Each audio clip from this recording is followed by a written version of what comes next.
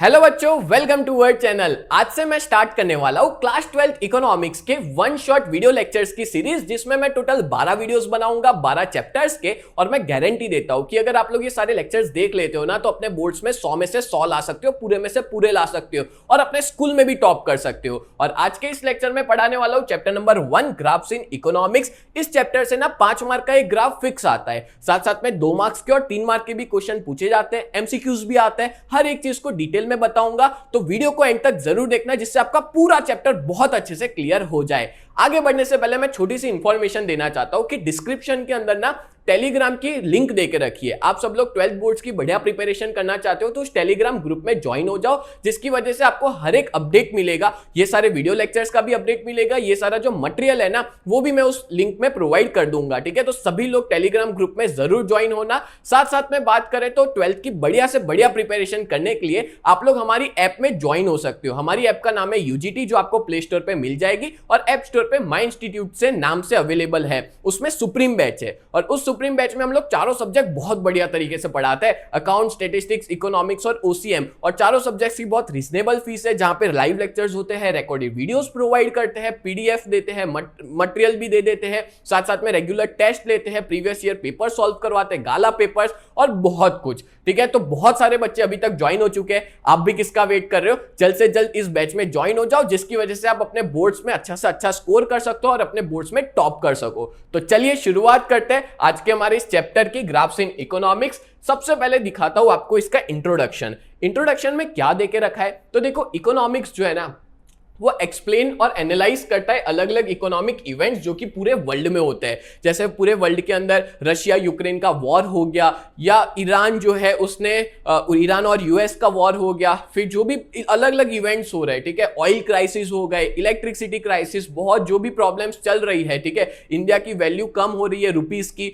वो हर एक चीज इकोनॉमिक्स में इन्वॉल्व होती है और इकोनॉमिक्स उसे एक्सप्लेन भी करता है, एनालाइज भी करता है। ठीक है, and analysis of statistics provided by. अब क्या होता है कि बहुत सा स्टैटिस्टिकल इंफॉर्मेशन प्रोवाइड की जाती है, बैंक वाले इंफॉर्मेशन प्रोवाइड करते हैं, बैंक है, स्टेट है, या कोई इंटरनेशनल ऑर्गेनाइजेशन हो गई जैसे वर्ल्ड बैंक, आईएमएफ। ठीक है, ये लोग जो भी डेटा प्रोवाइड करते हैं ना, वो इकोनॉमिक्स में बहुत यूजफुल होता है। और हम जैसे लोग, मतलब कॉमन मैन, ले पर्सन हम लोग कहेंगे, हम लोग ना ज्यादा इंटरेस्ट नहीं लेते ये सारी चीजों में। हम लोग ज्यादा डिस्कशन और एनालाइज नहीं करते। ये सारा डेटा ये लोग जो प्रोवाइड करते हैं उसके अंदर जो भी एक्सपर्ट्स बताते हैं, जो भी इवेंट्स, उनके एनालिसिस को हम इतना कंसीडर ही नहीं करते। हमको इंटरेस्ट ही नहीं है, मजा ही नहीं आता ये सब चीजों में। ठीक है, बट लोगों का अटेंशन खींचने के लिए, ये सारा डेटा उन तक पहुंचाने के लिए, उनको बताने के लिए अलग अलग तरह के पिक्चर्स का यूज किया जाता है। ठीक है, और इस पिक्चर्स को हम लोग कन्वे लोगों तक किया जाता है। कैसे करते हैं? तो 2 तरीके के पिक्चर ड्रॉ करके, एक होता है डायग्राम और दूसरा होता है ग्राफ। तो इस पूरे चैप्टर के अंदर हम लोग डायग्राम और ग्राफ के बारे में डिटेल में पढ़ने वाले हैं। तो सबसे पहले हम लोग देख लेते हैं डायग्राम। तो डायग्राम क्या होता है उसके बारे में पूरा देके रखा हुआ है। अच्छा, मैं कुछ चीजें क्लियर करना चाहता हूं। ये वाला क्वेश्चन ना जनरली अलग से भी पूछा जा सकता है, यानी कि एक्सप्लेन अबाउट डायग्राम या एक्सप्लेन अबाउट ग्राफ पूछा जाता है। ठीक है, साथ साथ में इन दोनों का डिफरेंस भी आता है, तो मैं यहाँ पे लिख भी लेता हूं। और ये जो भी इंपॉर्टेंट चीजें मैं आपको बता रहा हूं ना, वो साथ साथ में आप लोग लिखते जाना अपनी बुक में। Difference between diagram and graph, ये एग्जाम में आता है, 3 मार्क का क्वेश्चन है ये। ठीक है, डिफरेंस बिटवीन डायग्राम और ग्राफ 3 मार्क्स का क्वेश्चन पूछा जाता है। आप लोग ये नोटबुक में नोट डाउन कर लेना। ठीक है, बोर्ड के अंदर ये क्वेश्चन आ भी चुका है इवन, तो ये इसके अंदर ना आपको 6 पॉइंट लिखने होता है जब ये क्वेश्चन 3 मार्क में आता है। तो डिफरेंस की तरह मैं आपको समझाऊंगा, बुक में दिया है उसी तरह से नहीं है, डिफरेंस की तरह समझाऊंगा। मतलब 1 पॉइंट इसका समझाऊंगा, दूसरा पॉइंट इसका समझाऊंगा। इस तरह से हम लोग डायग्राम ग्राफ का डिफरेंस समझने वाले हैं। ठीक है, और इवन अगर डायग्राम का मीनिंग अलग से आया या डायग्राम के या ग्राफ के बारे में अलग से आया, तो 3 मार्क में आप लिख सकते हो, जहां पे आपको टोटल 6 पॉइंट लिखने होते हैं। और 6 पॉइंट भी कह सकते हो, साथ में 1 पेज मिनिमम लिखना होता है 3 मार्क के क्वेश्चन के अंदर। और डिफरेंस आया तो आप आराम से इसको एक्सप्लेन कर सकते हो। ठीक है, चलिए शुरुआत करते हैं। डायग्राम का मतलब क्या होता है? तो diagram is a representation of observable data by way of a picture. Diagram क्या है? एक ऑब्जर्वेबल डेटा को रिप्रेजेंट कर रहे हैं। ऑब्जर्वेबल डेटा यानी कि एक टेबल होता है, उसके बेसिस पे हम लोग डायग्राम बनाते हैं, ठीक है। तो एक डेटा टेबल या ऑब्जर्वेबल डेटा होता है, उसके बेसिस पे हम लोग एक पिक्चर बनाते हैं, उसको ही क्या कहते हैं? डायग्राम कहते हैं। और एक अच्छी बात पता है क्या है? डायग्राम और ग्राफ दोनों का सेम मीनिंग है, ठीक है। ग्राफ क्या होता है? तो graph is also representation of observable data by way of a picture. एक डेटा को हम लोग by way of a picture present करते हैं, उसको हम लोग क्या कहते हैं? ग्राफ कहते हैं। बोलो क्लियर हो गया? आगे बढ़ते हैं। अब देखो ये एग्जाम में ना 1 मार्क में पूछा जा सकता है क्वेश्चन अकेला, कि बताओ मीनिंग ऑफ डायग्राम क्या है या मीनिंग ऑफ ग्राफ क्या है, ठीक है। देन आगे बात करें तो scales and measures are used while drawing a diagram. जब हम लोग डायग्राम को ड्रॉ करते हैं ना, तो किसका यूज किया जाता है? स्केल्स और मेजरमेंट्स का यूज किया जाता है डायग्राम को ड्रॉ करने के लिए, ठीक है। ये क्वेश्चन भी 1 मार्क में पूछा जा सकता है, इंपॉर्टेंट क्वेश्चन है। और जब हम लोग ग्राफ को बनाते हैं तो स्टैटिस्टिकल टूल्स का यूज होता है एक ग्राफ को बनाने के लिए। याद रखना, ग्राफ को स्टैटिस्टिकल टूल की मदद से बनाया जाता है और डायग्राम को स्केल्स और मेजरमेंट की मदद से। क्लियर हो गया? थर्ड पॉइंट की तरफ बढ़ते हैं। थोरो नॉलेज ऑफ स्टैटिस्टिक्स। थोरो मतलब होता है कंप्लीट, ठीक है। थोरो मतलब कंप्लीट नॉलेज चाहिए स्टैटिस्टिक्स का डायग्राम बनाने के लिए, मतलब नहीं चाहिए डायग्राम बनाने के लिए कोई भी थोरो नॉलेज नहीं चाहिए स्टैटिस्टिक्स का, बट एक ग्राफ बनाने के लिए आपके पास स्टैटिस्टिकल नॉलेज होना चाहिए। विदाउट स्टैटिस्टिकल नॉलेज आप ग्राफ नहीं बना सकते। क्लियर हो गया? बहुत इजी था ना। और देखो एकदम लिंक है सारी चीजें, इसमें स्टैटिस्टिकल नॉलेज नहीं चाहिए, यहाँ पे स्टैटिस्टिकल नॉलेज की जरूरत होती है। फोर्थ पॉइंट की तरफ बढ़े। A diagram is drawn for a data which are presented in discrete frequency distribution. याद रखना, 1 मार्क का क्वेश्चन है ये, कि डायग्राम को किस तरह के डेटा को रिप्रेजेंट किया जाता है। तो याद रखना डिस्क्रीट फ्रीक्वेंसी डिस्ट्रीब्यूशन। अब क्या होता है डिस्क्रीट फ्रीक्वेंसी डिस्ट्रीब्यूशन, वो मैं आपको बता देता हूं। और ये भी याद रखना, एक ग्राफ को बनाने के लिए किस तरह की डिस्ट्रीब्यूशन चाहिए? कंटिन्यूअस फ्रीक्वेंसी डिस्ट्रीब्यूशन चाहिए रहता है। क्लियर है? चलो मैं बताता हूं क्या होता है डिस्क्रीट और कंटिन्यूअस फ्रीक्वेंसी डिस्ट्रीब्यूशन। तो आप देख सकते हो यहां पे एक टेबल देके रखा है, इसको हम लोग कहेंगे डिस्क्रीट फ्रीक्वेंसी डिस्ट्रीब्यूशन, ठीक है। और इसको हम लोग कहेंगे कंटिन्यूअस फ्रीक्वेंसी डिस्ट्रीब्यूशन। यहां मैं शॉर्ट में लिख लेता हूं, ठीक है। चलो, अब डिस्क्रीट फ्रीक्वेंसी डिस्ट्रीब्यूशन क्यों हुआ ये? तो क्योंकि हम लोग ऐसा कह सकते हैं कि इसमें आप डिफरेंस देखो सबके बीच में, 1, 2, 5, 7, क्या इक्वल है? क्या नहीं है, अनइक्वल है। इसलिए इसको डिस्क्रीट या डिसकंटिन्यूअस भी कहा जाता है, डिसकंटिन्यूअस फ्रीक्वेंसी डिस्ट्रीब्यूशन भी कहते हैं। इसमें भी आप देखो 100, 80, 70, 20, 10 अलग अलग है, कोई इक्वल डिस्टेंस नहीं है। और इसको कंटिन्यूअस क्यों कहते हैं? क्योंकि यहाँ पे इक्वल है, 10,000 से 20,000, 20 से 30,000, 30 से 40,000। और फिर यहाँ पे भी आप देख सकते हो क्लास ऑफ मार्क्स 10 से 19, 20 से 29, 30 से 39, ठीक है। तो ये क्या हो गया? कंटिन्यूअस फ्रीक्वेंसी डिस्ट्रीब्यूशन हुआ। बोलो क्लियर है? तो ये अपने ने 4 पॉइंट कंप्लीट कर दिए। अब ये वाला क्वेश्चन भी आप लोग याद रखना 1 मार्क्स के अंदर आता है, ठीक है।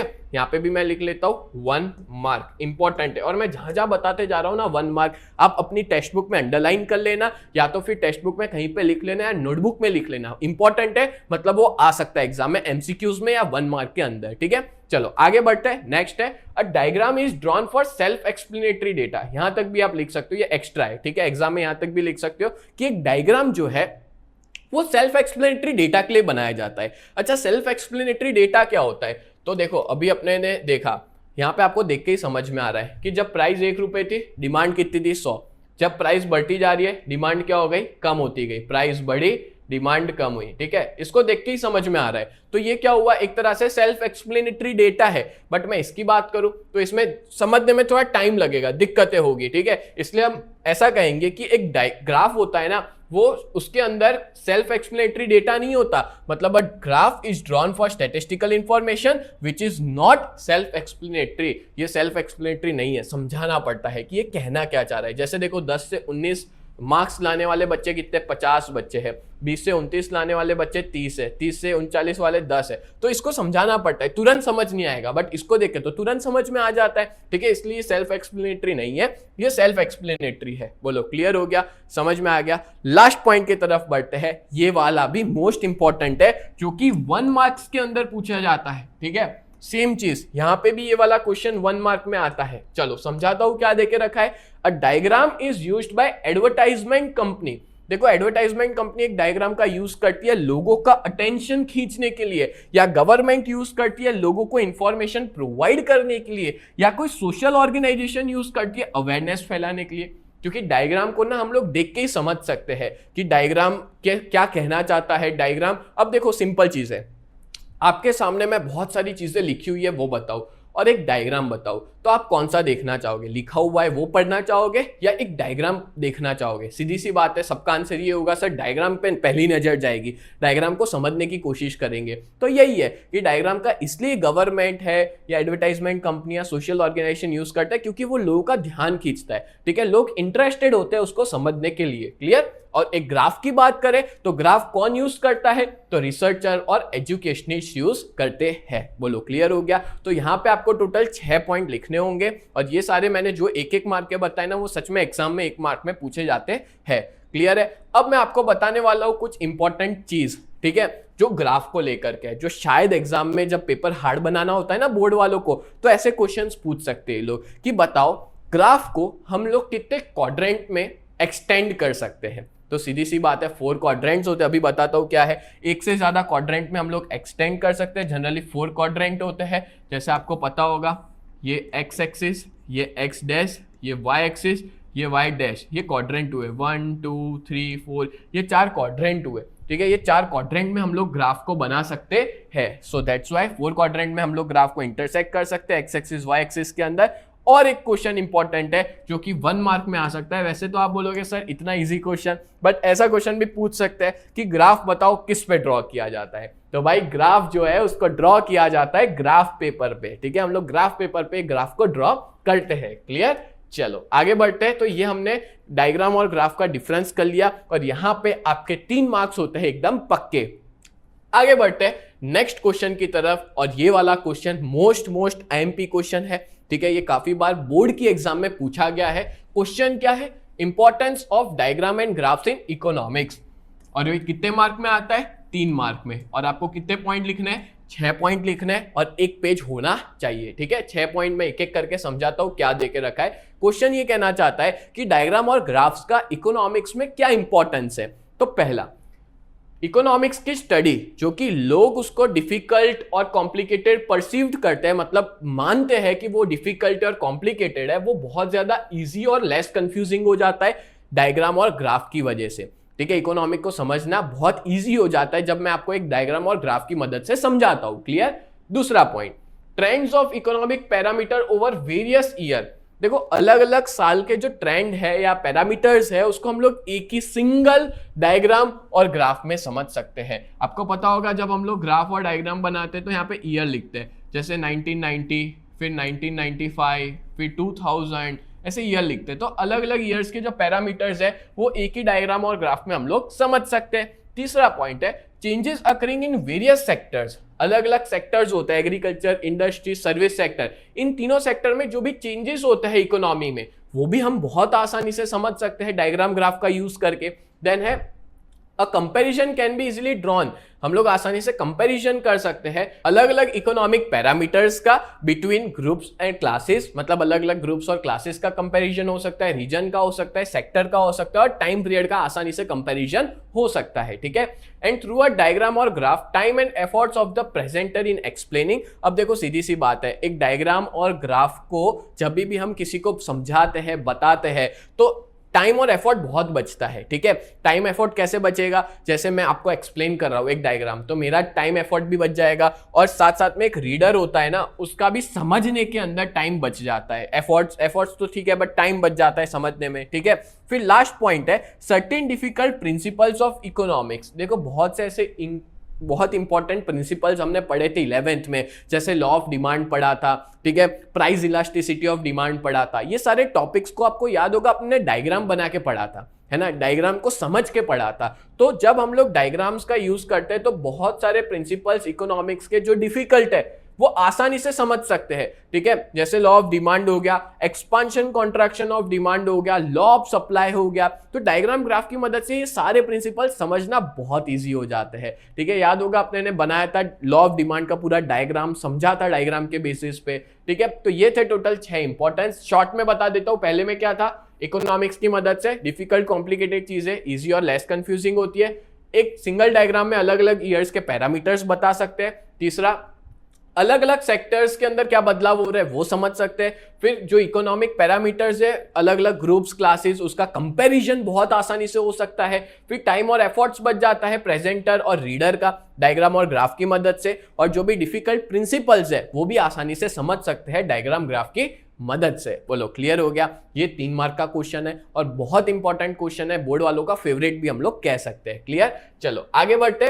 नेक्स्ट टॉपिक है important aspects to be consider while drawing a diagram. देखो जब भी हम लोग डायग्राम बनाते हैं ना, तो हमको क्या क्या इंपॉर्टेंट चीजें कंसीडर करनी है। तो पहला है number 1, choice of type of diagram और ग्राफ एंड देयर प्रेजेंटेशन। मतलब जब भी मैं कोई डायग्राम बनाता हूं तो मेरे को ना सही तरीके का डायग्राम चूज करना पड़ेगा, ठीक है। राइट टाइप ऑफ डायग्राम और ग्राफ को चूज करना बहुत जरूरी है, जिससे मेरा पिक्चर जो है वो इफेक्टिव बने, अच्छे से दिखे, ठीक है। और एक 1 मार्क के अंदर आता है। इवन आप लोग देखना अपने आपके एमसीक्यूज के अंदर भी देके रखा हुआ ये वाला क्वेश्चन क्या है कि कुछ ऐसे डेटा होता है जिसको हम लोग बार डायग्राम में भी और पाई डायग्राम में भी, दोनों में हम लोग प्रेजेंट कर सकते हैं। बार डायग्राम और पाई डायग्राम का सेम डेटा हो सकता है, हम लोग एक ही डेटा से दोनों डायग्राम बना सकते हैं। तो एग्जाम में क्वेश्चन आता है कि बताओ सेम डेटा हो तो कौन से 2 डायग्राम बन सकते हैं, तो बार और पाई डायग्राम। डन है, चलो पहला पॉइंट क्लियर। दूसरा, क्लैरिटी। जब भी आपको एक डायग्राम या ग्राफ बनाते हो तो आपका जो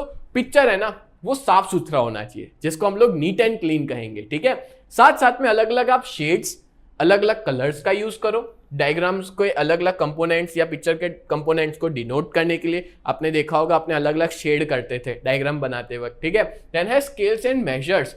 पिक्चर सही दिखे इसलिए प्रॉपर साइज लेनी पड़ेगी, प्रॉपर स्केल का यूज करना पड़ेगा डेटा के हिसाब से। क्लियर, चलो नेक्स्ट है नंबर 4। अब देखो ये वाला क्वेश्चन भी एग्जाम में कितने मार्क्स का आता है, 3 मार्क्स का आता है, ठीक है।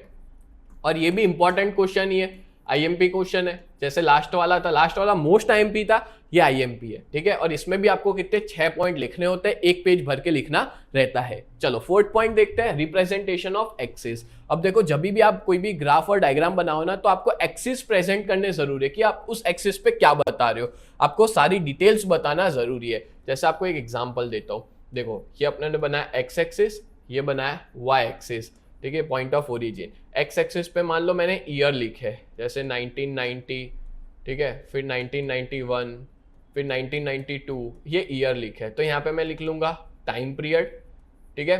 फिर वाई एक्सिस पे हमने क्या बताया, तो वाई एक्सिस मान लो मैंने लिटरेसी रेट बताया कि उस ईयर में कितनी थी लिटरेसी, ठीक है। लिटरेसी रेट कितना था अपने इंडिया में, लिटरेसी रेट इन परसेंटेज, ठीक है। अब ये जो डेटा दिया है उसमें मैंने साफ साफ बताया एक्स एक्सिस वाई एक्सिस पे क्या है, तो उसको ही क्या बोलेंगे, रिप्रेजेंटेशन ऑफ एक्सिस कहेंगे। क्लियर। देन है data table and source of data. जब भी आप डायग्राम ग्राफ बनाते हो ना, तो आप देखो कि आपका डेटा टेबल जो है वो सही है या नहीं, मतलब आपका जो सोर्स ऑफ डेटा है वो परफेक्ट है या नहीं। सोर्स ऑफ डेटा यानी कि वो आपने देखा होगा कि बहुत सारे डायग्राम्स और टेबल के नीचे ना सोर्स ऑफ डेटा देके रखा हुआ होता है। जैसे ये देखो यहाँ पे क्या देके रखा है, सोर्स सेंसस ऑफ इंडिया, मतलब कि ये डेटा एकदम सही है, ठीक है, गलत डेटा नहीं है, एक्यूरेट डेटा है। और ईयर भी लिखा हुआ है, कौन से ईयर का है, तो 1991 के बाद का ये डेटा देके, 1951 के बाद का डेटा है, ठीक है। तो हमको यहाँ पे जो भी डायग्राम और ग्राफ होता है उसको देखना है कि उसका डेटा टेबल सही है या नहीं, उसका सोर्स सही है या नहीं, ठीक है, जिसकी वजह से अपना डायग्राम रिलायबल और ऑथेंटिक हो। ऑथेंटिक यानी कि सही हो। Clear. Last point, method of calculating the data. जब भी picture, when picture is not drawn from self explanatory data, बहुत सी बार ऐसा डेटा होता है जो कि सेल्फ एक्सप्लेनेटरी नहीं है, but is drawn from data simplified with statistical formula. बहुत सी बार हमको स्टैटिस्टिकल फॉर्मूला यूज करनी पड़ती है। जैसे एक पाई डायग्राम है, ठीक है, उसका पाई डायग्राम का मान लो डेटा परसेंटेज में दिया है, तो हमको डिग्री में कन्वर्ट करना पड़ेगा, क्योंकि पाई डायग्राम डिग्री में बनता है, तो डिग्री की फॉर्मूला है। तो इस तरह से हमको फॉर्मूला का यूज करके, स्टैटिस्टिकल मेथड्स का यूज करके हमको डेटा निकालना पड़ता है, जिसको हम कहेंगे method of calculating the data. Data को अलग अलग मेथड से कैलकुलेट करके फिर डायग्राम को बनाया जाता है, एक ग्राफ को बनाया जाता है। क्लियर? तो ये हो गए अपने टोटल 6 के 6 पॉइंट। ये 6 पॉइंट याद रख लेना, जो कि 3 मार्क का क्वेश्चन है। आगे बढ़ते हैं, ये वाला भी इंपॉर्टेंट है, जो कि 1 मार्क में आता है। 1 मार्क का क्वेश्चन है, टाइप्स ऑफ डायग्राम। अब याद रखना 6 टाइप्स है, ठीक है? कितने टाइप्स है? 6 है, जिसमें पहला है पिक्टोग्राम, दूसरा है स्कैटर डायग्राम, तीसरा है लाइन डायग्राम जो टाइम पे बेस्ड होता है, सर्कल डायग्राम, बार डायग्राम और पाई डायग्राम। टोटल 6 टाइप के डायग्राम होते हैं, ठीक है? चलो आगे बढ़ते हैं। नेक्स्ट, सबसे पहला, अब देखो आपकी बुक में ना सारे के सारे टाइप्स नहीं दिए, मैं बताऊं कौन से है आपकी बुक के अंदर। एक ये वाला है, लाइन डायग्राम के बारे में अपने पढ़ेंगे, ठीक है, जो कि टाइम बेस्ड होता है। फिर दूसरा बार डायग्राम देके रखा हुआ है, और बार डायग्राम के ना 3 टाइप्स है, 1 2 3, ठीक है, और पाई डायग्राम देके रखा हुआ है। बस ये 3 ही देके रखे हुए हैं, बाकी देके रखे हुए नहीं है। तो देखो टोटल कितने हुए, एक लाइन डायग्राम पढ़ेंगे, ठीक है, दूसरा अपने पढ़ेंगे बार डायग्राम के 3 टाइप्स, यानी कितने हुए 4, और एक पाई डायग्राम यानी 5, ठीक है। ये टोटल 5 जो है, ये चौथा ले लो, ठीक है। तो 5 डायग्राम आपको प्रिपेयर करने होंगे, और आपके बोर्ड में गारंटी एक ना एक डायग्राम तो आएगा। इन 5 में से कोई एक तो आएगा ही आएगा। और मैं बच्चों को यही कहता हूं हर साल कि भाई ये आपके कैश मार्क है, और डायग्राम तो बनाना ही है, क्योंकि आप ना जब पेपर लिखते हो तो बहुत ज्यादा थक जाते हो, एंड में आते आते एकदम दिमाग एग्जॉस्ट हो जाता है, दिमाग में कुछ सोचने समझने की शक्ति नहीं होती है। तो उस टाइम पे जब डायग्राम बनाओगे बढ़िया तरीके से, ठीक है, तो दिमाग फ्रेश हो जाएगा, अच्छा लगेगा, ठीक है। तो मैं यही कहता हूं डायग्राम बनाया करिए, जिसकी वजह से आपके 5 मार्क पक्के हो जाए, ठीक है। पर आज के इस वीडियो में मैं डायग्राम नहीं बताऊंगा, नहीं समझाऊंगा कि कैसे बनाया जाता है, मैं सिर्फ इसके बारे में बताऊंगा। एक अलग वीडियो लेके आऊंगा जिसमें सिर्फ और सिर्फ डायग्राम कैसे बनाया जाता है और कैसे एनालाइज किया जाता है वो समझाऊंगा, ठीक है। चलिए तो अभी देखते हैं टाइम बेस्ड लाइन डायग्राम क्या होता है उसके बारे में। अब देखो इसका जो मीनिंग है ना, वो 1 मार्क के अंदर आ सकता है एग्जाम में। What is time based line diagram, जो आपको अच्छे से पढ़ना होगा। चलिए समझते हैं क्या दिया है। Pictures which shows the shape or slope of a relationship in economics between 2 variables are drawn is known as time based line diagram। ऐसे पिक्चर्स जहां पे कोई शेप हो या कोई स्लोप हो, आप देख सकते हो यहाँ पे कोई शेप हो या स्लोप हो, स्लोप है ये, ठीक है, या कोई शेप हो, ठीक है, जहां पे 2 अलग अलग वेरिएबल्स की रिलेशनशिप बताई जाती हो। कौन से 2 वेरिएबल्स है? एक है ईयर, जिसको हम लोग टाइम पीरियड भी कहते हैं, और दूसरा है पॉपुलेशन का ग्रोथ रेट। दोनों के बीच, दोनों वेरिएबल्स के बीच में जो भी रिलेशनशिप बताई जाती हो शेप या स्लोप के फॉर्म में, तो उसको क्या बोलते हैं? टाइम बेस्ड लाइन डायग्राम कहते हैं। एग्जाम्पल देता हूं, a demand curve, a supply curve. Demand curve ले लो या सप्लाई कर्व ले लो, ठीक है। फिर है the independent variable is measured on x axis, और ये याद रखना इंडिपेंडेंट वेरिएबल हमेशा एक्स एक्सिस पे होता है। जैसे ये वाले डायग्राम में आप देखो टाइम पीरियड किसी पे निर्भर है क्या? नहीं, ये इंडिपेंडेंट है, तो वो एक्स एक्सिस पे आएगा। और वाई एक्सिस पे क्या आएगा? वाई एक्सिस पे आएगा डिपेंडेंट। पॉपुलेशन किस पे डिपेंड है? टाइम पीरियड के ऊपर। सो दैट्स वाई ये कौन सा डेटा हुआ? डिपेंडेबल डेटा हुआ, ठीक है। तो वो किस पे प्रेजेंट करते हैं? वाई एक्सिस पे। अब आपको याद होगा कि आपने ना 11th में डिमांड कर्व और सप्लाई कर्व बनाया था। सप्लाई कर्व था, डिमांड कर्व था, वो क्या था? तो उसको हम लोग एक तरह से टाइम बेस्ड लाइन डायग्राम ही कहेंगे, ठीक है। देन बात करें तो इकोनॉमिक्स ऐसी लाइंस का यूज करता है जहां पे सेल्फ एक्सप्लेनेटरी डेटा हो, मतलब खुद से हम लोग समझ सके, वैसे डेटा के लिए टाइम बेस्ड लाइन डायग्राम का यूज करते हैं। जैसे पॉपुलेशन की साइज बतानी हो, इन्फ्लेशन का रेट बताना हो, लिटरेसी रेट बताना हो अलग अलग साल का, तो उसके लिए ये इसको यूज किया जाता है, ठीक है। अब देखो इसके डायग्राम को देख के ही आपको समझ में आसानी से आ गया होगा कि यहाँ पे क्या दिया हुआ है। और ऐसे तो आपने बहुत से बनाए होंगे, जैसे देखो यहाँ पे डिकेड देके रखा है, अलग अलग ईयर्स देके रखे हुए हैं। यहाँ पे उन्हीं का पॉपुलेशन ग्रोथ रेट दिया है कि 1950-61 में कितना था? 21% था पॉपुलेशन का ग्रोथ रेट, कैसे वो बढ़ता गया, ठीक है। और आपको ये डायग्राम बनाना है। अब देखो डायग्राम बनाना मैं अभी सिखा नहीं रहा कैसे बनाना है, बट बहुत इजी है। एक्स एक्सिस बनाओ, वाई एक्सिस बनाओ, यहाँ पे ईयर लिखो, यहाँ पे डिकेडल ग्रोथ लिखनी है, पॉइंट प्लॉट करने हैं, सीधा कनेक्ट करना है, ठीक है। बहुत ईजी है, पर इसका मैं अलग से एक वीडियो लेके आऊंगा जिसमें सिर्फ और सिर्फ डायग्राम ग्राफ को कैसे बनाया जाता है वो समझाऊंगा। क्लियर? चलो नेक्स्ट आगे बढ़ते हैं। बार डायग्राम की तरफ। तो अब होगी आपकी बोर्ड्स की प्रिपरेशन बहुत ही जबरदस्त, क्योंकि हम लोग आपके लिए लेकर के आए हैं 3 अलग अलग तरह की बैचेस। थोड़ा सा डिटेल में बता दूं तो सबसे पहले सुप्रीम बैच है, जहां पे हम लोग 4 सब्जेक्ट्स पढ़ाते हैं, अकाउंट्स, टैक्स, इकोनॉमिक्स और ओसीएम, जिसकी फीस बहुत ही रीजनेबल है 3499, जहां पे मैं आप लोग को इकोनॉमिक्स और ओसीएम पढ़ाऊंगा, कल्पेश सर आपको अकाउंट्स पढ़ाएंगे और हेमल सर आपको स्टैटिस्टिक्स पढ़ाएंगे, जहां पे रेगुलर लाइव क्लास होते हैं, रिकॉर्डेड वीडियोस प्रोवाइड करते हैं, स्टडी मटेरियल दिया जाता है, टेस्ट लेते हैं, और इस बैच में ना बहुत ही बढ़िया तरीके से आपके डाउट्स भी क्लियर हो जाएंगे। तो आप जल्द से जल्द इस बैच में ज्वाइन कर लीजिए, क्योंकि बहुत सारे बच्चे ने ज्वाइन कर लिया है। इंग्लिश की बात करें तो इंग्लिश में literature, grammar plus writing skill proper तरीके से सिखाया जाएगा श्रद्धा मैम के द्वारा, जिसकी फीस 1499 है, जहां पे चैप्टर वाइज एक्सप्लेनेशन भी है, रिकॉर्डेड वीडियोस भी है। यहां पे लाइव लेक्चर नहीं होंगे, सिर्फ रिकॉर्डेड वीडियोस मिलेंगे, प्रीवियस ईयर पेपर का सॉल्यूशन भी मिल जाएगा। और हमारे ऐप में आपको सिर्फ और सिर्फ इकोनॉमिक्स और ओसीएम पढ़ना है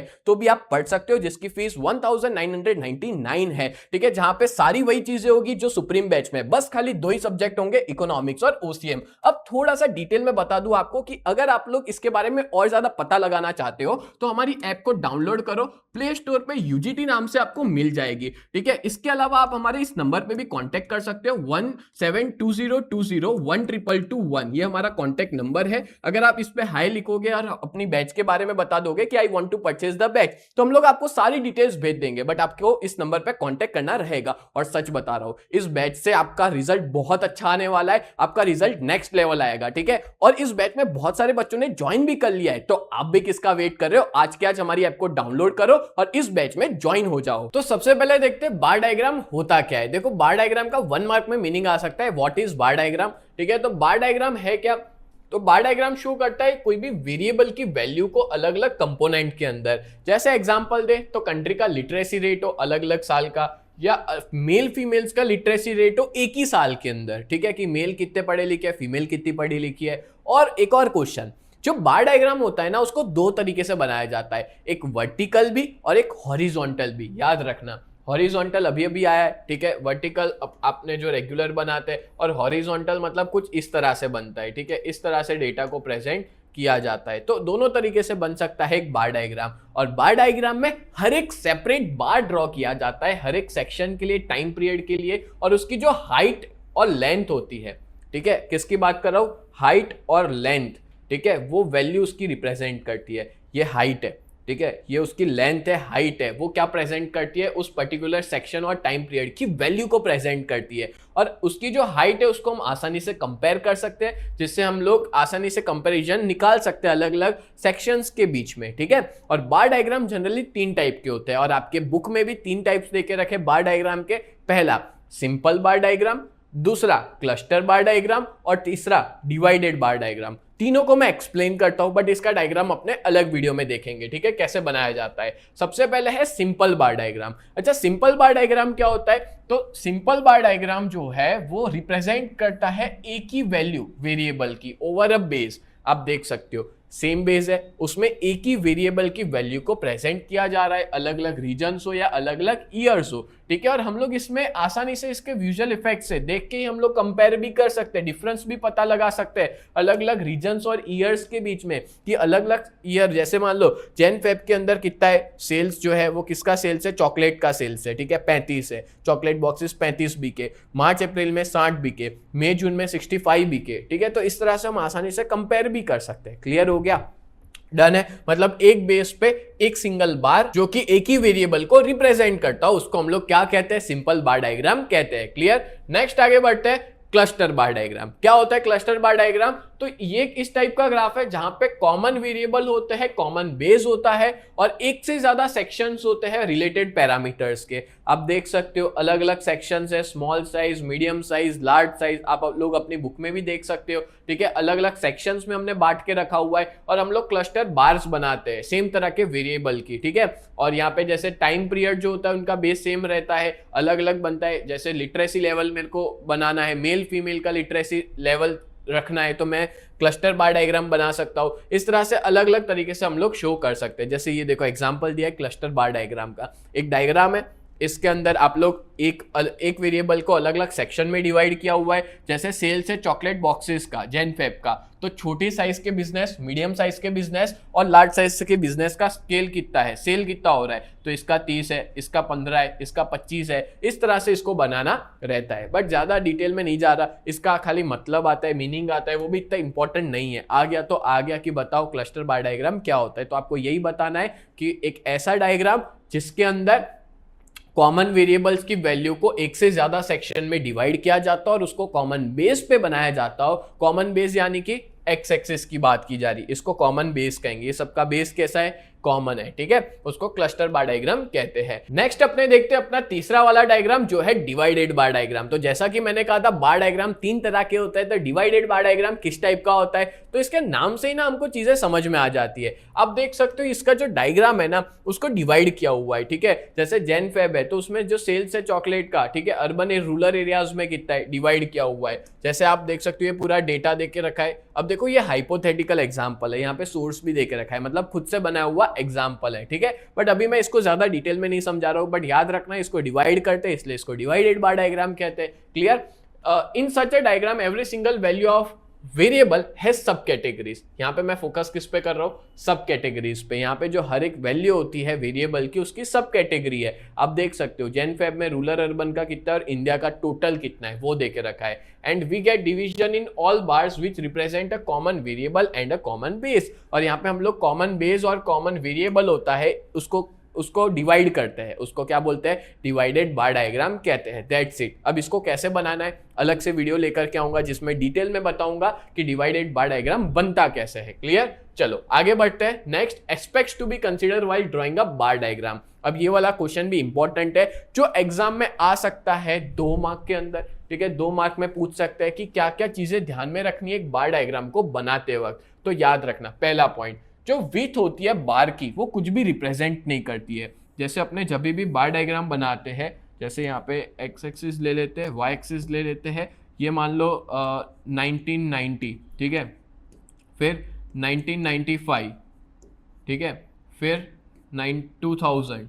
तो देखो इसकी जो विड्थ है, विड्थ मतलब ये डिस्टेंस, ये कभी भी कोई चीज बताता नहीं है। और सारे के सारे बार्स जो है ना वो hence all bar should be of equal width. सबकी विड्थ जो है वो क्या होनी चाहिए, सेम होनी चाहिए। इसकी विड्थ कुछ भी नहीं बताता, ये वाली विड्थ भी कुछ भी नहीं बताती और ये बार की विड्थ भी कुछ भी नहीं बताती, ठीक है। और जितने भी बार्स है ना, जितना ये बार है उतना ही दूसरा वाला बार भी होना चाहिए, उसकी विड्थ भी क्या होनी चाहिए, सेम होनी चाहिए, ठीक है। तो पता कैसे चलता है, तो लेंथ उसकी पता चलती है, हाइट के बेसिस पे हम लोग बार डायग्राम को पता लगा सकते हैं, बट इसकी विड्थ कुछ भी नहीं बताती। क्लियर हो गया पहला पॉइंट। दूसरा, the length of the respective bars. अब मैंने कहा लेंथ जो है वो बताती है उस वैल्यू, उस वेरिएबल की, कि उसकी लेंथ के बेसिस पे हमको पता चलता है कि उसकी कितनी वैल्यू है, ठीक है। बाकी विड्थ पे तो कुछ पता नहीं चलता। तीसरा, the distance between all bars should be equal. हाँ, जो सारे बार्स के बीच में डिस्टेंस है ना, ये डिस्टेंस वो कैसा होना चाहिए, इक्वल होना चाहिए। देखो मैंने स्केल से नहीं बनाया, हाथ से बनाया है, ठीक है। आप स्केल से बनाओगे ना तो सबके बार के बीच का डिस्टेंस इक्वल होना चाहिए। और हमको जो उसकी ओरिजिन और फर्स्ट बार और ओरिजिन, मतलब पहला बार और ओरिजिन है ना, उसके बीच में भी उतना ही डिस्टेंस जितना सबके बीच में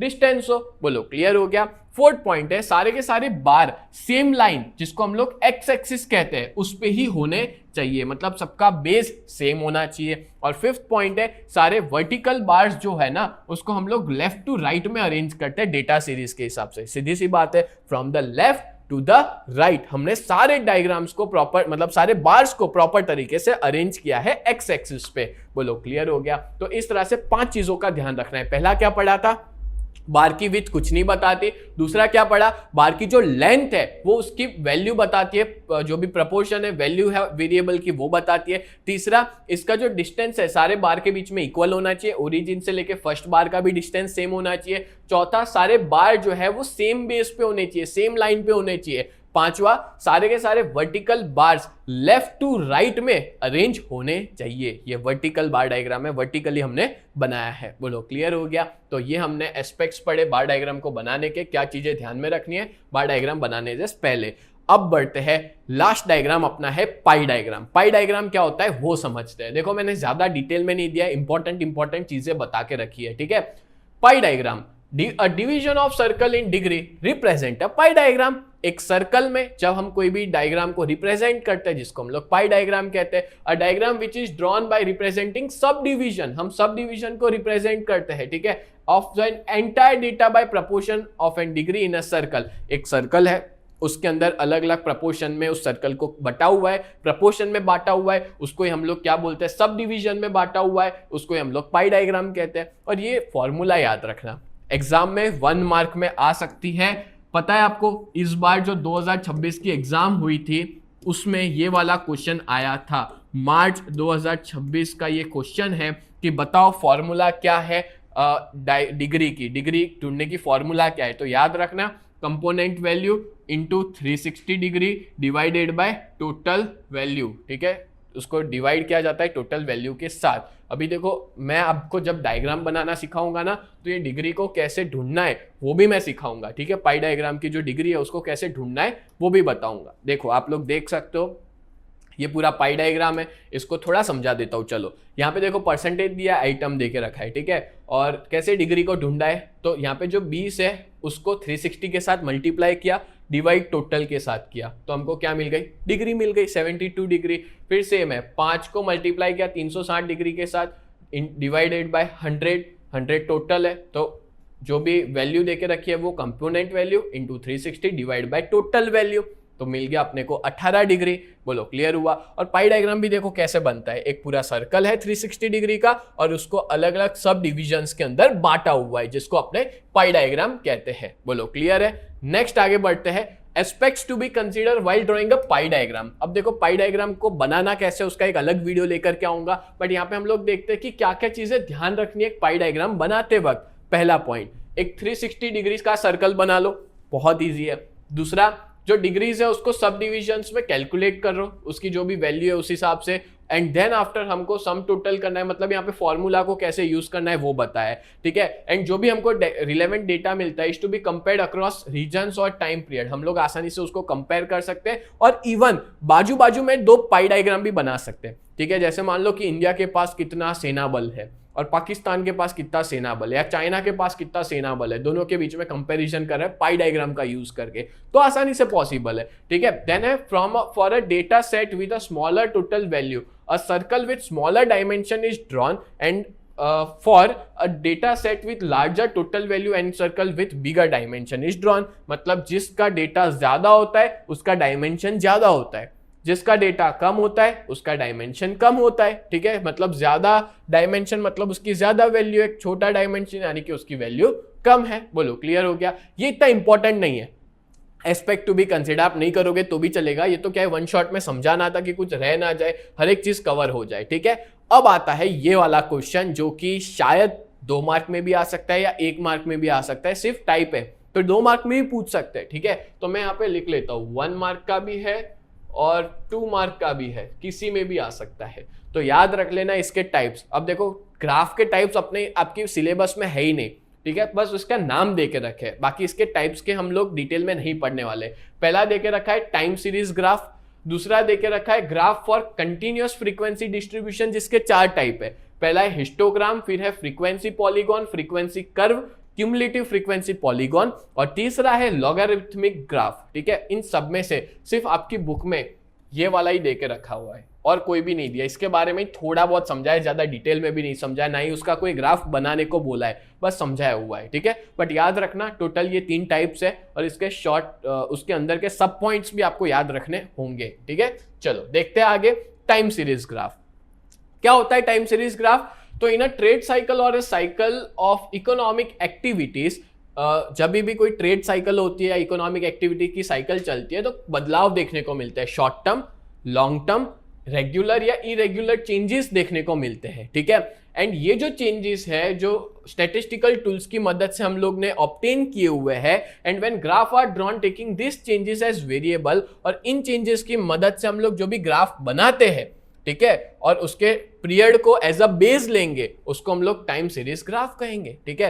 मतलब ये जो long term, short run, irregular, regular changes के मदद से हम जो एक डायग्राम प्रिपेयर करते हैं, सॉरी डायग्राम नहीं ग्राफ प्रिपेयर करते हैं, जहां पे नीचे हम लोग एक टाइम पीरियड बताते हैं, उसको हम लोग क्या कहेंगे, टाइम सीरीज ग्राफ कहते हैं। बोलो क्लियर हो गया? तो बस इसके बारे में इतना ही दिया है, क्योंकि ये वाला क्वेश्चन एग्जाम में सिर्फ 1 मार्क में आ सकता है। What is time series graph, उससे ज्यादा ये क्वेश्चन आ ही नहीं सकता, ठीक है। और इससे ज्यादा और कुछ आपकी टेक्स्ट बुक में दिया हुआ भी नहीं है, तो इतना ही करना सफिशिएंट है। चलो आगे बढ़ते हैं। इस चैप्टर का लास्ट टॉपिक बचा है, नहीं सेकेंड लास्ट टॉपिक है, लास्ट तो डेटा सीडी वाला है। सेकेंड लास्ट टॉपिक है use of technology in study of economics. Economics की स्टडी में टेक्नोलॉजी का यूज कैसे है, ठीक है, वो हम लोग देखते हैं। तो देखो हम लोग ना आज की डेट में एक डिजिटल टेक्नोलॉजी के जमाने में जी रहे हैं। जैसे आप लोग पढ़ाई मोबाइल या लैपटॉप के थ्रू कर रहे हो, मैं भी उसके थ्रू ही पढ़ा रहा हूँ, एक कैमरे के थ्रू, डिजिटल बोर्ड के थ्रू, जो कि एक टेक्नोलॉजी के अंदर आता है।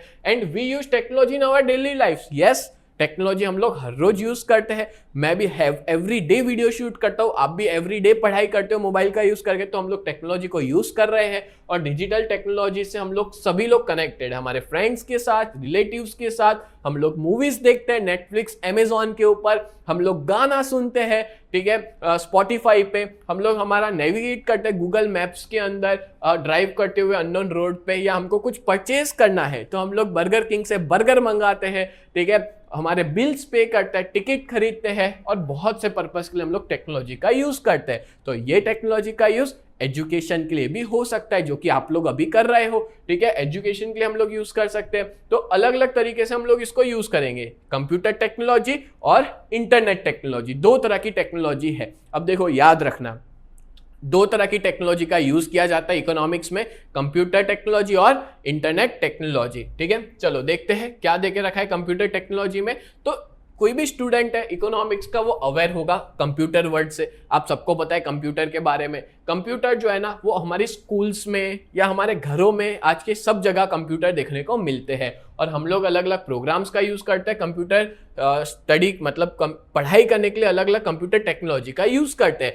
जैसे कि हम लोग आगे पांच पॉइंट पढ़ने वाले हैं। पहला है प्रेजेंटेशन, दूसरा है एक्सेल वर्कशीट, तीसरा डायग्राम्स एंड ग्राफ, फिर है फिफ्थ स्टोरेज टूल्स, और फिफ्थ है अदर टूल्स, फोर्थ है स्टोरेज टूल्स और अदर टूल्स, ठीक है। अब ये वाला जो क्वेश्चन है ना, वो 3 मार्क्स में आता है, 3 मार्क का है, ठीक है। देखो 5 मार्क में नहीं आता है, जो आता है वो मैं बताते जाऊंगा। 3 मार्क का ये क्वेश्चन आता है कि कंप्यूटर टेक्नोलॉजी का क्या यूज है इकोनॉमिक के अंदर। तो ये 5 पॉइंट आपको लिखने होते हैं, एक एक करके समझाता हूं। पहला क्या है, प्रेजेंटेशन। आगे बढ़ने से पहले मैं आप लोग को ये इंपॉर्टेंट इंफॉर्मेशन बताना चाहता हूं। अगर आप लोग 12 जीएसईबी कॉमर्स में हो और अपनी बोर्ड की प्रिपरेशन बहुत बढ़िया तरीके से करना चाहते हो ना, तो आप लोग हमारी सुप्रीम बैच में ज्वाइन हो सकते हो, जहां पे हम लोग 4 सब्जेक्ट्स पढ़ाते हैं, अकाउंट, स्टैटिस्टिक्स, इकोनॉमिक्स और ओसीएम। और इन चारों सब्जेक्ट की जो फीस है वो है 3499, जो कि बहुत ज्यादा रिजनेबल है पूरे साल के लिए। जहां पे अकाउंट्स और स्टैट्स के लाइव लेक्चर्स होते हैं एवरीडे मंडे टू सैटरडे, जहां आप अपने सारे डाउट्स को क्लियर कर सकते हो। और इकोनॉमिक्स और ओसीएम के रिकॉर्डेड वीडियोस भी मिलेंगे, साथ साथ में इसके डाउट लेक्चर्स भी रखे जाएंगे, जिससे आपकी प्रिपरेशन बहुत बढ़िया तरीके से हो जाए। अगर आप इस कोर्स में जुड़ना चाहते हो तो हमारे वेबसाइट पे जाके विजिट कर सकते हो www.ugt.co.in, या हमें कॉल भी कर सकते हो 7202012221 पे। और अगर आप लोग ने हमारी ऐप को डाउनलोड नहीं किया है तो कर लीजिए, प्ले स्टोर पे यूजीटी नाम से अवेलेबल है और ऐप स्टोर पे माई इंस्टीट्यूट नाम से अवेलेबल है, जहां पे आप लोग ORG कोड डाल सकते हो VUGKX, ठीक है। और इसके अलावा बात करें तो इस कोर्स के अंदर हम लोग आपको गाला पेपर्स के वीडियोस प्रोवाइड करेंगे, प्रीवियस ईयर क्वेश्चन पेपर्स को सॉल्व करवाएंगे, एज वेल एज इसके अंदर आपको हर एक टॉपिक के वीडियो लेक्चर्स मिल जाएंगे, MCQ टेस्ट सीरीज होगी, टेस्ट भी रेगुलर लेते हैं, जिससे आपकी जो पूरी बोर्ड की प्रिपरेशन है ना, वो बहुत बढ़िया तरीके से होने वाली है। और मैं आप लोग को हैंड रिटन नोट्स भी प्रोवाइड करवाऊंगा, तो आप लोग जल्द से जल्द ज्वाइन हो जाइए, क्योंकि अभी इस बैच में काफी सारे बच्चे ज्वाइन हो चुके हैं। तो आप भी किसका वेट कर रहे हैं, आज क्या ज्वाइन हो जाए। अच्छा, आपको पता है अभी मैं जिससे पढ़ा रहा हूं ना, पीपीटी से ही पढ़ा रहा हूं, प्रेजेंटेशन के थ्रू ही पढ़ा रहा हूं, ठीक है, जिससे चीजें समझना बहुत आसान हो जाता है। अगर सोचो मैं यहाँ पे आपकी टेक्स्ट बुक खोल के रखता और फिर समझाता, क्या मजा आती क्या आपको? नहीं, पर मैंने उसी चीज को बहुत इंटरेस्टिंग वे में पॉइंट वाइज बना दिया है, तो आपको मजा आ रही है पढ़ने के अंदर, ठीक है। अब वही देके रखा है कि जो भी इकोनॉमिक्स की इंफॉर्मेशन या डेटा है जो कि कॉम्प्लिकेटेड है या बहुत डिफिकल्ट थियरी है, ठीक है, वो बहुत इजी हो जाती है पावर पॉइंट के प्रेजेंटेशन की मदद से। जैसे मान लो कि मैं आपको बोलता हूं कि आप ना बजट के बारे में समझाओ, बजट क्या है उसके बारे में समझाओ, ठीक है। तो आपको बोला कि एक काम करो, तुम पीपीटी बना के आओ। तो तुम पीपीटी में क्या बनाओगे? तो पीपीटी में आसानी से एक स्लाइड, पहले तो एक स्लाइड लेंगे, इसको एक स्लाइड कहा जाता है, ठीक है। आपके सामने ना स्लाइड खुली है, बताऊं क्या आपको? देखो ये सारी स्लाइड है, अलग अलग स्लाइड में मैं पढ़ा रहा हूँ, ठीक है। ये एक स्लाइड हुई, तो आप एक स्लाइड में क्या बता रहे हो, उसका मीनिंग बता रहे हो, उसके कितने अकाउंट्स होते हैं उसका नाम बता रहे हो और उसका मीनिंग बता रहे हो। फिर मैंने बोला है कि समझाना है, फिर आपने क्या किया, दूसरे स्लाइड में उसका कुछ कंटेंट ले लिया, बजट का, बजट को कैसे प्रेजेंट करते हैं वो बताया। थर्ड स्लाइड में आपने क्या किया, उसका ट्रेंड बताया कि एक्चुअल में बजट दिखता कैसा है, ठीक है। गवर्नमेंट का बजट आपने इस साल का बता दिया। तो समझना और समझाना बहुत ईजी हो जाता है जब प्रेजेंटेशन का यूज किया जाए, और मैं अभी वही कर रहा हूं। मजे की बात तो ये है कि मैं उसी का यूज करके आपको समझा रहा हूं और उसी के बारे में ही बता रहा हूं, ठीक है। प्रेजेंटेशन का यूज करके ही आपको समझा रहा हूं, तो देखो आपको मजा भी आ रहा है पढ़ने में, समझने में भी मजा आ रहा है और चीजें क्लियर हो जाती है, ठीक है। तो ये कंप्यूटर टेक्नोलॉजी का यूज है। Then Excel worksheet. अब देखो इकोनॉमिक्स में ना बहुत सारा डेटा होता है, इकोनॉमिक्स बहुत सारे डेटा के साथ डील करता है, और बहुत सी बार जो रिसर्चर्स हैं उनके पास थाउजेंड्स ऑफ ऑब्जर्वेशंस होती है। जैसे मान लो उन्होंने एक सर्वे किया कि कितने number of items small scale industry produce करते हैं, ठीक है। छोटी इंडस्ट्रीज कितने नंबर ऑफ आइटम्स प्रोड्यूस करते हैं, तो उनको थाउजेंड्स ऑफ ऑब्जर्वेशन मिले, हजारों डेटा मिला। तो ये सारे डेटा को कहाँ रखेंगे, एक्सेल शीट में रखा जाता है ये सारा डेटा। और इस एक्सेल शीट के अंदर हम लोग डेटा को एक फॉर्मूला का यूज करके तुरंत आंसर पता लगा सकते हैं। मेरे को टोटल करना है, आसानी से एक फॉर्मूला लगाया सम वाला और मेरे को टोटल मिल गया। मेरे को एवरेज निकालना है, डिवाइड करना है, प्लस माइनस कुछ भी करना है, एक फॉर्मूला डालो और आपका पूरा डेटा सामने हाजिर हो जाता है। For example it give us sum, total, average, correlation and much more. बहुत सारी चीजें एक्सेल वर्कशीट में आ जाती है। क्लियर। नेक्स्ट आगे बढ़ते हैं नंबर 3 पे, और नंबर 3 है डायग्राम्स और ग्राफ। तो क्या देके रखा है, बहुत सारे ऐसे अलग अलग प्रोग्राम्स है कंप्यूटर के अंदर जिसके बेसिस पे हम लोग डायग्राम ग्राफ बना सकते हैं, और जो कि हम लोग काफी फ्रिक्वेंटली यूज करते हैं इकोनॉमिक्स के अंदर diagram graph. There are simple drawing tools in Word file. आपको पता होगा माइक्रोसॉफ्ट वर्ड, उसमें हम लोग डायग्राम्स ग्राफ बना सकते हैं, जो कि यूज किया जाता है। फ्री हैंड से भी हम लोग फिगर्स को बना सकते हैं, जैसे सिंपल डाउनवर्ड स्लोपिंग है, upward downward sloping, demand curve है। और आज की डेट में ना एक्सेल शीट्स पे भी हम लोग प्लॉट कर सकते हैं डायग्राम और ग्राफ, मतलब डायग्राम ग्राफ एक्सेल वर्कशीट पे भी हम लोग यूज कर सकते हैं। प्रॉपर डेटा डालो और आपके सामने एक डायग्राम बनकर रेडी हो जाएगा। क्लियर है। तो ये हो गया डायग्राम और ग्राफ। फिर है number 4 storage tools. Storage tools मतलब क्या, देखो इकोनॉमिक्स के अंदर ना बहुत सारा स्टडी मटेरियल होता है, और ये सारा मटेरियल यूजफुल भी है हायर स्टडीज के लिए। तो हमको ना स्पेस चाहिए, ध्यान भी रखना है कि वो सारा मटेरियल जो है वो अच्छे से संभाल के रखना है। तो सोचो अगर मेरे पास फिजिकल नोट्स और बुक्स होती, तो अगर इकोनॉमिक्स का बहुत सारा डेटा फिजिकल अगर मेरे पास सामने पड़ा है तो क्या होगा, जगह रोकेगा।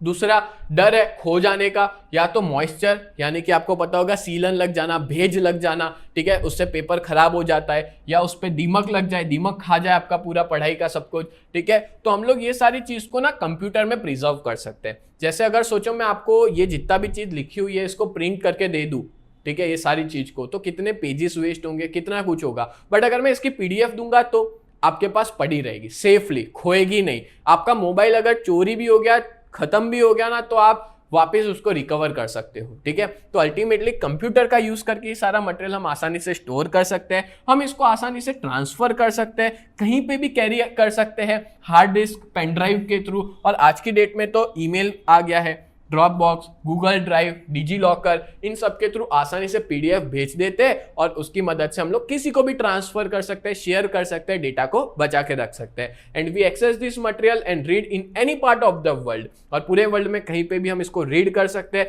दैट्स वाई ये जो स्टडी मटेरियल है उसको प्रिजर्व किया जा सकता है कंप्यूटर टेक्नोलॉजी की मदद से। और लास्ट है अदर टूल्स। कंप्यूटर टेक्नोलॉजी में कुछ स्टैटिस्टिकल प्रोग्राम है, जैसे SPSS, सेजाम, ईव्यूज, SAS, ये सब के फुल फॉर्म तो नहीं दिए हुए, बट आप लोग ना इसके नाम याद रख लेना, ठीक है। क्या पता 1 मार्क, तब देखो पेपर हार्ड निकालना है ना, तो मैं कहूंगा अगर मैं होता ना तो ऐसा क्वेश्चन पूछ सकता था अगर पेपर मेरे को हार्ड निकालना है तो, कि बताओ कौन से स्टैटिस्टिकल प्रोग्राम कंप्यूटर टेक्नोलॉजी में यूज होते हैं। तो नाम कौन से, SPSS, सेजाम, ईव्यूज और SAS। इसको डेवलप किया गया है लाखों डेटा को, ऑब्जर्वेशंस को प्रोसेस करने के लिए। जस्ट इसमें हम लोग एक फॉर्मूला डालेंगे और मिनटों में हमारे पास आंसर आ जाएगा। और कुछ रिसर्च इंस्टीट्यूट ये प्रोग्राम खरीदते भी है और ये एक्सपेंसिव होते हैं। और हाँ, ये वाला भी 1 मार्क में आ सकता है कि कुछ सॉफ्टवेयर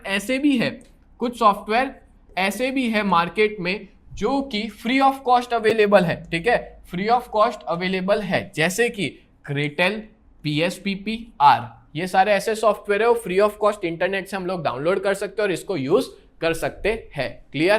तो ये अपने ने कंप्यूटर टेक्नोलॉजी में 5 पॉइंट खत्म किए। पहला था प्रेजेंटेशन, दूसरा एक्सेल वर्कशीट, तीसरा डायग्राम ग्राफ, चौथा स्टोरेज टूल्स और पांचवा अदर टूल्स। अब बढ़ते हैं question in using computer technology. अब आप पूछोगे सर ये कितने मार्क्स में आता है? तो ये 2 मार्क का क्वेश्चन है, ठीक है, जिसमें आप 4 पॉइंट लिखोगे, सफिशिएंट है 2 मार्क के अंदर।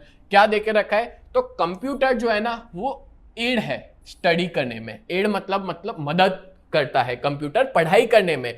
वो खुद एक स्टडी मटेरियल नहीं है। जैसे ये PDF आपको मदद करेगा, वो खुद एक स्टडी मटेरियल नहीं है। It helps to make the process of studying easier. Computer की मदद से हम लोग चीजों को अच्छे से इजी तरीके से पढ़ सकते हैं, फास्टर पढ़ सकते हैं। बट पढ़ाई की जो प्रोसेस है, क्या उसको रिप्लेस कर सकता है क्या कंप्यूटर? नहीं। जो याद रखना, समझना, उस प्रोसेस को कंप्यूटर रिप्लेस नहीं कर सकता, बट पढ़ाई को इजी जरूर बना सकता है, ठीक है। If we do not use right command, अगर मैं मेरे कंप्यूटर में सही कमांड नहीं दूंगा, ठीक है, तो ऐसा हो सकता है कि मेरा पूरा का पूरा मटेरियल खो जाएगा, लॉस्ट हो जाएगा, डिलीट हो जाएगा। ऐसा बहुत सी बार होता है, ठीक है। बहुत सी बार हार्ड ड्राइव खराब हो जाती है, डिलीट हो जाता है मटेरियल, बहुत नुकसान हो जाता है लोगों का, ठीक है। We may also end up getting incorrect graph. बहुत सी बार हमको इनकरेक्ट ग्राफ, डेटा प्रोसेसिंग भी ढंग से नहीं मिलता। अगर हमारे पास सही फॉर्मूला का नॉलेज ना हो, सही कमांड ना दे पाते हो, तो हम लोग सारा ग्राफ और बाकी सारा डेटा खो बैठ सकते हैं। क्लियर? गलत डेटा हमको डालने से पूरा ग्राफ भी गलत बन सकता है। क्लियर हो गया? तो ये अपने ने क्वेश्चन पढ़ा, मतलब कंप्यूटर टेक्नोलॉजी यूज करने की गलत चीजें क्या थी। तो ये 4 गलत पॉइंट्स थे जो आपको याद रखने हैं, ठीक है। चलो अब बढ़ते हैं इंटरनेट टेक्नोलॉजी। तो देखो मैंने बताया था कि इकोनॉमिक्स के अंदर टेक्नोलॉजी का क्या यूज है, तो 2 थे, एक कंप्यूटर टेक्नोलॉजी था और दूसरा था इंटरनेट टेक्नोलॉजी। तो अभी मैं आपको इंटरनेट टेक्नोलॉजी समझा रहा हूं क्या है। देखो आप लोग के लिए ना मैं बहुत मेहनत कर रहा हूं, ठीक है, बस एक ही चीज के लिए इतनी मेहनत कर रहा हूं कि आप लोग का रिजल्ट बहुत अच्छा है, ठीक है। मेरी हर एक वीडियो आपके लिए बहुत अच्छे से यूजफुल हो, आप अच्छे से प्रिपरेशन करो, आप अपनी बोर्ड की एग्जाम अच्छे से दो, आपकी स्कूल की एग्जाम अच्छे से दो और टॉप करो। क्योंकि मेरी इतनी मेहनत, मैं कांस्टेंट खड़ा हूँ पूरे लेक्चर के दौरान, ठीक है, एक बार भी नहीं बैठा हूँ। तो मैं इसलिए इतनी मेहनत कर रहा हूँ क्योंकि आप लोग अच्छे से ईजी तरीके से पढ़ पाओ। और एक ही चीज मैं चाहता हूं आप लोगों से, अच्छे से अच्छा रिजल्ट लाओ और रिजल्ट के दिन मिलने आओ और हम साथ मिलकर सेलिब्रेट करेंगे। पर अभी टाइम है पढ़ाई करने का, मजबूत तरीके से लग जाओ, अच्छे से पढ़ लो। और एक बार अगर आपने ये चीज कर ली ना, सारे चैप्टर्स के 1 शॉट देख लिया, अच्छे से नोट्स बना लिया, पढ़ लिया, तो आप सबसे आगे हो जाओगे कंपटीशन में। आप अच्छे से अच्छा स्कोर कर पाओगे, आप अपने पेरेंट्स को प्राउड फील कर पाओगे अपना रिजल्ट को देख के, ठीक है। तो थोड़ा बीच में आपको मोटिवेशन दे दिया जो कि बहुत जरूरी है, ठीक है। और यहां तक पहुंचे हो ना, बस अब थोड़ा और बाकी है, कंप्लीट आसानी से हो जाएगा। चलो इंटरनेट टेक्नोलॉजी की बात करते हैं। तो इंटरनेट एक ऐसा अनदर फैसिलिटी है जो डिजिटल टेक्नोलॉजी में आता है, जो कि हम लोग टाइम टू टाइम हम सभी लोग यूज करते हैं। अब इंटरनेट का यूज इकोनॉमिक्स में कैसे है वो समझते हैं। चलो रेड कलर की पेन ले लेता हूं मैं। पहला क्या देके रखा है? पर्पस। तो पर्पस में पहला है ट्यूटोरियल, मतलब कि बहुत से एजुकेशनल वेबसाइट्स अपने पीपीटी जो है वो रखते हैं, स्टडी मटेरियल रखते हैं, जैसे वर्कशीट्स हो गई, वो सब उसका ओपन एक्सेस लिंक होता है, कोई भी जाके डाउनलोड कर सकता है। तो लोग उसमें से पढ़ाई करते हैं एज ए ट्यूटोरियल्स, ठीक है, सीखते हैं। देन है एक्टिव लर्निंग, यानी कि बहुत से वीडियो लेक्चर्स एक्सपर्ट के, ये वीडियो लेक्चर भी कह सकते हो एक्सपर्ट का ही है, ठीक है, are put open access on websites. अलग अलग वेबसाइट पे आपको वीडियो लेक्चर्स मिल जाएंगे, अलग अलग एजुकेशनल इंस्टीट्यूट्स के। यूट्यूब आज की डेट में यूट्यूब पे जाके आप देख सकते हो। कुछ एजुकेशनल इंस्टीट्यूट्स है वो लाइव लेक्चर्स लेते हैं बच्चों के लिए, जैसे ना हम लोग भी लेते हैं एग्जाम टाइम पे मैराथन्स वगैरह लेते हैं, ठीक है। We can registered on this sites, हम रजिस्टर्ड करवा सकते हैं इन साइट पे, हम लोग सारे लेक्चर्स पढ़ सकते हैं, ठीक है, अच्छे से हमारे क्लासरूम्स के अंदर। And lectures by experts are available in economics and other subjects, और बाकी सारे सब्जेक्ट्स के भी हम लोग आसानी से पढ़ सकते हैं। पता है, जैसे ये बात करें तो बहुत से ऐसे स्कूल है जिनमें डिजिटल बोर्ड होता है, उनमें भी ये मेरे वीडियो लेक्चर्स दिखाए जाते हैं बच्चों को, जिससे प्रॉपर तरीके से चीजें वो लोग भी समझ पाए, ठीक है। तो यही हम लोग कहेंगे एक्टिव लर्निंग का पार्ट है ये। देन है रीडिंग मटेरियल, मतलब कि बहुत सारी ऐसी बुक्स है जो ऑनलाइन अवेलेबल है फ्री ऑफ कॉस्ट पढ़ाई करने के लिए, ठीक है। अच्छे रिसर्च आर्टिकल्स अवेलेबल है, कॉपीज है जनरल की वो अवेलेबल है, ठीक है, जो आप जाके रीड कर सकते हो। बुक्स जनरल सब कुछ एक्सेस कर सकते हो। कुछ ऐसी वेबसाइट है जो एनुअल फीस लेती है, ठीक है, अपने ई बुक्स की, ई जनरल्स की, इन सबको हम कह सकते हैं। तो जैसे आपने सुना होगा अमेजॉन किंडल करके है, उस पर हम लोग जाके बुक का सब्सक्रिप्शन लेके बुक पढ़ सकते हैं, ठीक है। तो हम ऐसा कहेंगे कि इंटरनेट टेक्नोलॉजी हमको रीडिंग मटेरियल भी काफी कुछ देता है। देन है नंबर 4 इंफॉर्मेशन। तो देखो हम लोग ना यहाँ पे सर्च कर सकते हैं इंटरनेट पे जाके अलग अलग यूनिवर्सिटीज जो इकोनॉमिक्स की डिग्री ऑफर करते हैं, या कोई भी सब्जेक्ट के रिगार्डिंग इंफॉर्मेशन पता लगा सकते हैं इंटरनेट का यूज करके। मिसलेनियस मतलब और भी क्या है, तो हम लोग अलग अलग इकोनॉमिक्स के कोट्स, उन्होंने क्या कहा था वो हम लोग जान सकते हैं। रेफरेंस बुक के नाम पता लगा सकते हैं इंटरनेट पे सर्च करके, ठीक है, सर्च इंजन में। देन है डेटा। डेटा में क्या दिया है, तो इकोनॉमिक्स बहुत सारा सेकेंडरी डेटा यूज करता है। जैसे एक एग्जांपल देता हूँ, गवर्नमेंट अपना बजट बनाते हैं, ठीक है, तो हम गवर्नमेंट का दिया हुआ वो डेटा यूज करते हैं। बैंक का दिया हुआ डेटा, एग्रीकल्चर प्रोडक्शन का हो या एक्सपोर्ट इंपोर्ट का हो, पॉवर्टी एम्प्लॉयमेंट का हो। अब जैसे मान लो मेरे को पॉवर्टी का कुछ डेटा चाहिए तो मैं कोई वेबसाइट पे जाके डाउनलोड करूंगा, ठीक है। जैसे एग्जांपल दिया हुआ है कि ऑथेंटिक वेबसाइट पे जाके आपको डाउनलोड करना चाहिए। जैसे बैंकिंग के बारे में पता लगाना है, आरबीआई की वेबसाइट पे जाके पता लगा सकता हूँ। मेरे को एक्सपोर्ट इंपोर्ट के बारे में पता लगाना है, ministry of commerce and industry of government of India के वेबसाइट पे जाके पता लगा सकता हूँ। देन बजट के बारे में पता लगाना है, मिनिस्ट्री ऑफ फाइनेंस ने जो बजट बताया है उसके बारे में पता लगा सकता हूँ। देन गवर्नमेंट ऑफ इंडिया से भी। तो ऐसे बहुत से ऑर्गेनाइजेशंस और एजेंसी है या इंटरनेशनल लेवल पे भी काम करते हैं जो डेटा को कलेक्ट करते हैं, पब्लिश करते हैं, और जो हम जैसे लोग इसको यूज करते हैं, ठीक है। जैसे कि CSO, इसका फुल फॉर्म आना चाहिए, सेंट्रल स्टैटिस्टिकल ऑर्गेनाइजेशन। ये सारे फुल फॉर्म 1 मार्क में आ सकते हैं। NSSO, national sample survey organisation. WHO, world health organisation. UNO, united nation organisation. CMIE, control for monitoring of Indian economy. ILO, international labour organisation. तो ये सारे फुल फॉर्म आपको याद होने चाहिए। IMF, international monetary fund. World bank, ये सारे ऐसे इंस्टीट्यूशन है इंटरनेशनल जो हमको अलग अलग तरीके से डेटा प्रोवाइड करते हैं। बोलो क्लियर हो गया। तो इंटरनेट टेक्नोलॉजी वाला क्वेश्चन अगर एग्जाम में आता है, और कितने मार्क का आ सकता है वो तो बताना भूल ही गया, तो ये वाला जो क्वेश्चन है वो आप लोग को 3 मार्क में आ सकता है। या तो कंप्यूटर टेक्नोलॉजी आएगा या तो फिर इंटरनेट टेक्नोलॉजी आ सकता है, बट मैं कहूँ ये इतना इंपॉर्टेंट नहीं है। कंप्यूटर टेक्नोलॉजी के आने के चांसेस सबसे ज्यादा है, ठीक है। चलो अब अपने देखते हैं कि क्या क्वेश्चन है इंटरनेट टेक्नोलॉजी को यूज करने से, ठीक है। तो पहला, जैसे कि कंप्यूटर है, इंटरनेट भी एक टूल है पढ़ाई करने के लिए। It can not replace book. इसमें आपको 4 पॉइंट लिखने होते हैं, ठीक है। एग्जाम के अंदर जब ये आता है क्वेश्चन, तो ये भी क्वेश्चन 2 मार्क में आ सकता है, ठीक है। कभी भी इंटरनेट बुक्स को रिप्लेस नहीं कर सकता, ना ही टीचर्स को रिप्लेस कर सकता, ना ही हमारी थिंकिंग पावर को रिप्लेस कर सकता है, ठीक है। और बहुत सारा सबस्टैंडर्ड मटेरियल, गलत मटेरियल इंटरनेट पे आपको मिल जाएगा। गलत इंफॉर्मेशन इंटरनेट पे मिल जाती है, लोगों को गुमराह कर देती है। गलत मिसलीडिंग इंफॉर्मेशन, प्लेगराइज्ड आर्टिकल, किसी का दिया हुआ कॉपी किया हुआ चीजें आपको मिल जाएगी इंटरनेट पे। हमको ये सब चीज को अवॉइड करना है, और रीडर को हमेशा ध्यान रखना है कि ऑथेंटिक मटेरियल ही यूज करे, सही वेबसाइट पे जाके, ठीक है। ऑथेंटिक वेबसाइट का यूज किया जाना चाहिए, जिसकी वजह से हम लोग कोई भी तरीके से मिसलीड ना हो जाए, गलत डायरेक्शन में ना चले जाए, ठीक है। तो ये क्वेश्चन आप लोग याद कर लेना, 2 मार्क का है। देन लास्ट टॉपिक है आपके इस पूरे चैप्टर का, और अपना लास्ट टॉपिक है डेटा सीडी। डेटा सीडी क्या होता है, तो आपको पता होगा, देखी होगी आपने सीडी कैसी पहले आती थी ना। आज की डेट में तो कोई यूज नहीं करता। पेन ड्राइव, हार्ड ड्राइव, ये भी अब कम हो गया है। सब लोग गूगल ड्राइव और इन सब का यूज ज्यादा कर रहे हैं, क्लाउड डेटा का ज्यादा यूज कर रहे हैं, ठीक है। अब देखो डेटा सीडी क्या है, तो कुछ ऑथोरिटीज और एजेंसीज है, जैसे लेबोरेटरी, रिसर्च सेंटर, ये 1 मार्क का एमसीक्यूज है। कौन से लोग यूज करते हैं डेटा सीडी का? Laboratory, research centres, government agency use करते हैं, जो कलेक्ट करते हैं और पब्लिश करते हैं इंफॉर्मेशन को।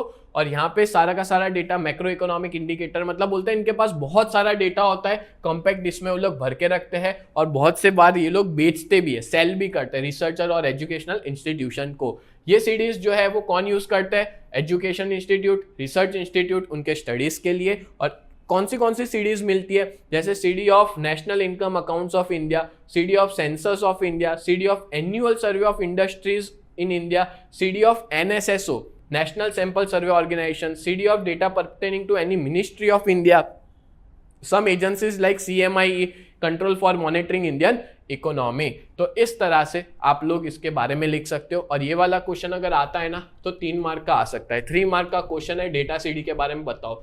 2 मार्क में भी पूछ सकते हैं, कुछ फिक्स नहीं है, ठीक है। 2 मार्क्स में भी पूछ सकते हैं। इंपॉर्टेंट है ये वाला, मैं कहूंगा IMP है ये, मोस्ट इंपॉर्टेंट तो नहीं, आईएमपी, ठीक है, ये आ सकता है एग्जाम में, आपको पढ़ना रहेगा। देन है difficulty in using data CD. Data CD last topic है, थोड़ा सा ही देके रखा है, 2 पॉइंट ही देके रखा है, बट मेरे को लगता है ना ये इसके लिमिटेशंस लगे ही नहीं, मेरे को डिफिकल्टी कुछ लगी ही नहीं। हाँ, यहाँ पे क्या दिया है कि since the data CDs and software contain a huge size of data, इसमें बहुत सारा डेटा होता है, they become complicated to use, इसको यूज करना कॉम्प्लिकेटेड हो जाता है। And there are several sheets in CD, sheet के अंदर बहुत सारी शीट्स होती है।